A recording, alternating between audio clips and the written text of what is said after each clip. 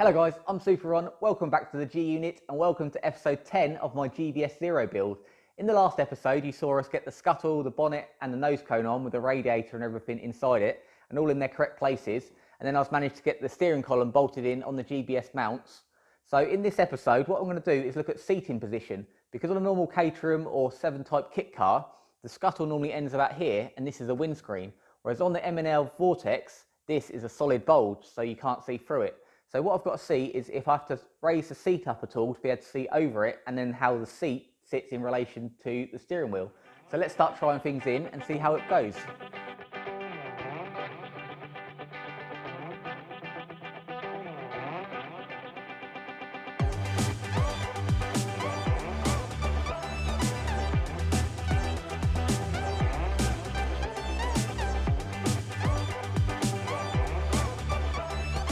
So to give you a bit of an idea of how much taller this double scuttle actually is, usually on a standard Caterham or 7 type car, the dashboard comes to about here, then you'll have like a clear Perspex double bubble or a full windscreen from here.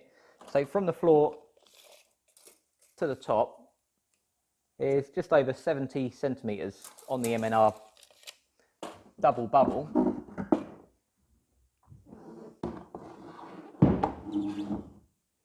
If we try on an old Locust scuttle that I've got,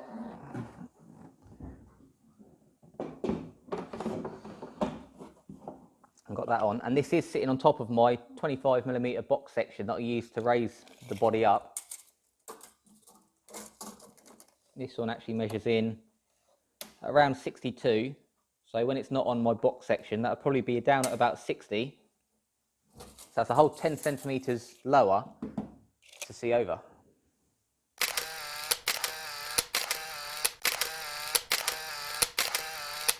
So these are the seats I've got for the build. They're a second-hand set of fiberglass generic kit car seats, just like you see in most things.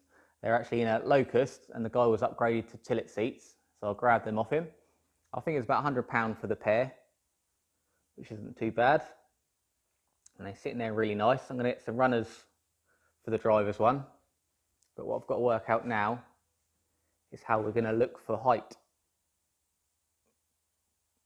So I've just found some old universal runners. They're actually on my blue seat there that was in my Nova that I've made into a comfy chair. One of the holes lines up. I've just got to re-drill the bottom one and then we'll see how that sits on the GBS floor.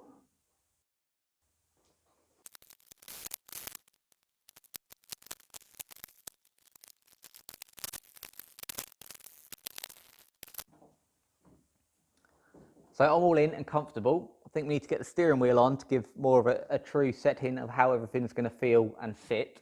I do still plan on using the Aerial Atom steering wheel you saw in a previous episode with the shift lights on the top, but I haven't got the small Boss to go on there yet. I've still just got the standard GBS one that comes with their kit, and also the standard GBS steering wheel.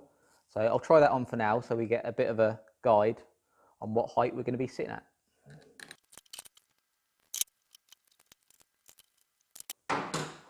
Right, so that's the steering wheel on.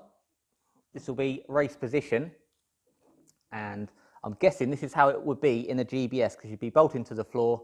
This is the standard GBS position with the gear stick and the handbrake, and it feels pretty good. So I'm not really that too low at the moment. I am slightly low and I can't see the nose cone, but I've only just got to put myself up to here and I can see the nose cone. So I don't really think I'm going to have to go up at all. There's nice lots of room around here. So with my feet in position for the pedals, I've still got plenty of room around the steering wheel. And this one is pretty much the same size. So I was a bit worried I was going to have to move the mounts of the GBS steering column upwards, but I've got a nice lot of room and I can get out nice and easy. I think if we just space the seat up just a little bit, I've seen on some of the pictures of MNR Vortx in builds, they put these massive grey aluminium spacers, because on the MNR chassis it is all tubular, including the tubular 4, and they have a cross brace going under the seats, so they have to space it up a little bit. But to be honest, I don't think we're going to be far out. So with the runners, I am going to have to put a little spacer between them, because because it sits nice and snug at the end there. But at the front, there is a little gap. You can see the bolt there, and I can't do it up tight or that'll bend the runner. So what I think I'll do, I'll just put a washer or two there just to space it away from the seat slightly, so that stays nice and straight. And I think I'll maybe just make, say, 20mm spacer to start with on the bottom, much like the MNRs do. I've just got this stock of aluminium here. So I think I'll turn that down on the lathe and just make a little foot for each side. I think that'll be plenty. I'm not going to have to go up half as much as I thought. So I'll make up some little spaces and see how high that puts us.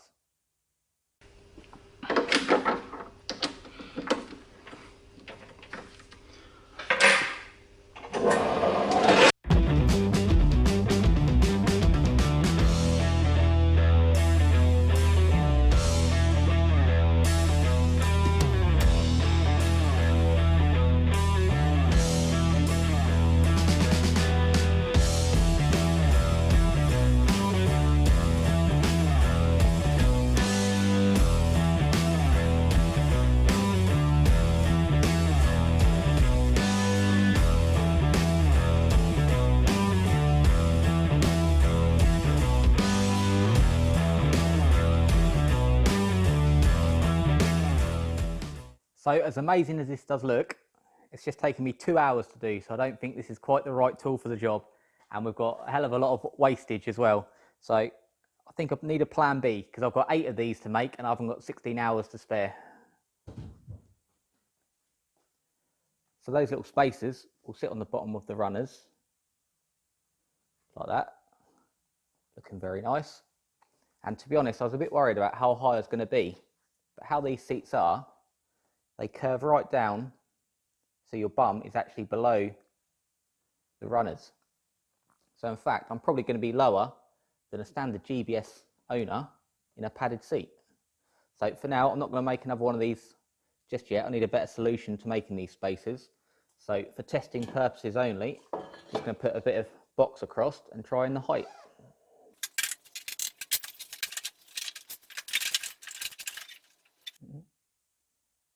So we've only raised the seat only about 20mm, but that's made all the difference. I can see perfectly over the scuttle now. It's at a nice position, the pedals, the steering wheel. I've got nice lots of room all the way around the steering wheel. And the other thing you've got to be careful with raising your seat is you don't go higher than the roll cage. On the MNRs, they seem to have a very high roll cage all the way around because they have to jack their seat up so much. But with this, I'm in a comfortable position. I've got room all the way around here. My pedals are nice. I can see the nose cone, and I've still got plenty of room to the roll cage. Even with a helmet on, I'm going to be very, very safe. So I think we'll call that a win. So on to the other bit in this video. As you saw by the title, I managed to pick up these really cool, radical seat belts. They're made by Sabelt. They'll come in the box. But I thought it was just a really cool branding thing. I'm getting so much on here. We've got GBS Zero, we've got MNR Vortx, we've got the aerial atom clocks, and now we've got the radical belts. They haven't had a lot of use. You can see these ones were the driver's one, and they're slightly more grubby, but the passenger ones are almost like brand new. So they're the 4-point harnesses, and they also came with the racing, I think they're called the submarine harnesses. I don't know if that makes it 5-point or 6-point, but they clip in. I'm not sure if I'll use them, but I'll definitely put these on. The only thing is, I've had these a while now, so they are past their tag date, so I'm going to have to check on the IVA whether that does matter or whether it's just for racing. If they do have to be in date for the IVA test, then I'll just get some Luke harnesses or something like that. But these are the ones I'll be running in the car, and I think they look pretty cool. They've got the quick latch release, so they'll be nice and easy. So let's see how they fit in the car.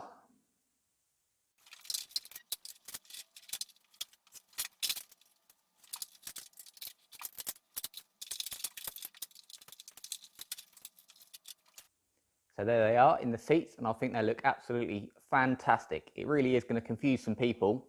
It's going to look like MNR Vortx, but we're going to have the clocks in and the steering wheel, which say aerial atom on there. And then we're probably not going to have any badges on the back of the car. And then we're going to have the radical seat belt. So it really is going to confuse some people. The good thing about these belts, because they're meant for a kit car, is they're nice short backs. If you get ones for motorsport use that usually go right back to a roll cage, you get really long rear parts here because they go right back to a roll cage normally, right? So they're really long and tucked up. But these are perfect for a kit car. They sit in there, so when you're sitting in, you've got the harnesses to the right length. The only thing I have noticed is the holes in the GBS are 10mm holes for M10 bolts, but the ones in the harnesses are 8mm holes for M8 bolts. So I'm going to have to double check, because I know there is a few little rules on the IVA about the bolts here. I'm not sure whether it is just the type of bolt you use or whether it has to be a certain size. So if anyone could give some advice on that, that would be great. For these, I'll have no problem just putting a tube down there and using the proper bolts in an M8 size where they bolt together, and the same down the bottom.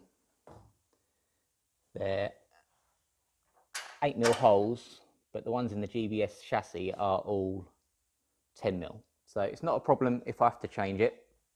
I'd just rather find out now, because the holes in here, they can be drilled out. Same on the top.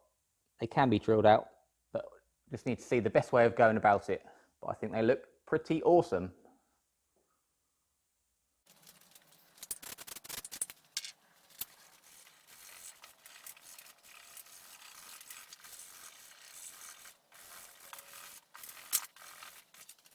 So you saw me just give the grubbier ones a little clean up there, but I think they look pretty cool.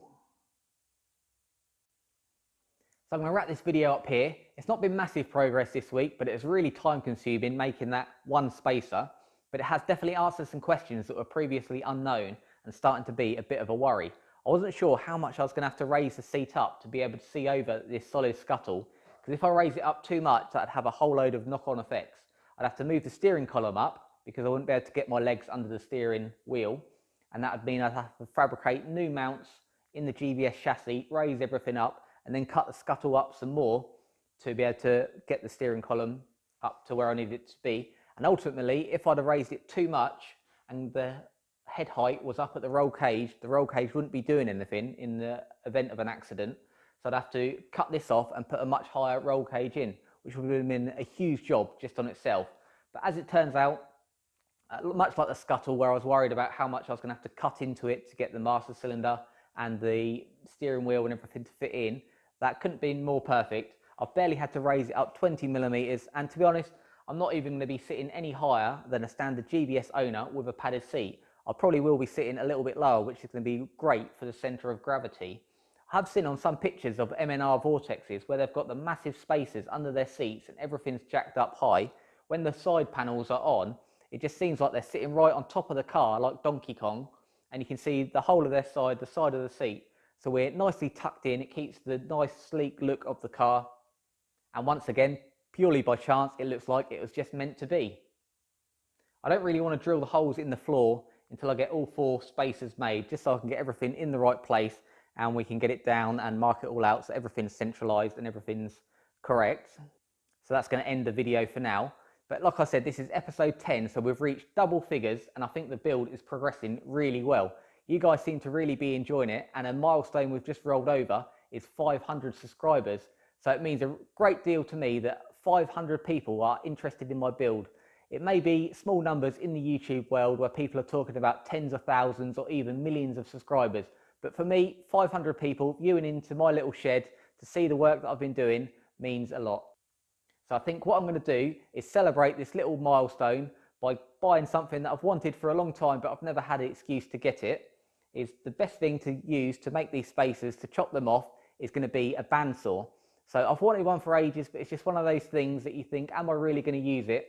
But it's going to be a great tool. I'll be able to use it for box section, angle line, anything. And the great thing about them is you just leave them to it and they cut through themselves, which is going to be a huge time saver. So that means I've got more time to make videos and edit up. So we'll get more videos out to you guys. So hopefully we can continue the channel growing. If you know any friends that might be interested in this kind of thing, make sure you let them know. Then maybe they'll subscribe. The next milestone is going to be the 1,000 subscribers. It was a slow start, but just lately it has been growing quite a bit. So people are obviously interested in the build. So I'll carry on making the videos for you guys. We'll get some new tools. So I'm going to click and collect, machine mark, right now, get in the Audi and go and get something new to show you.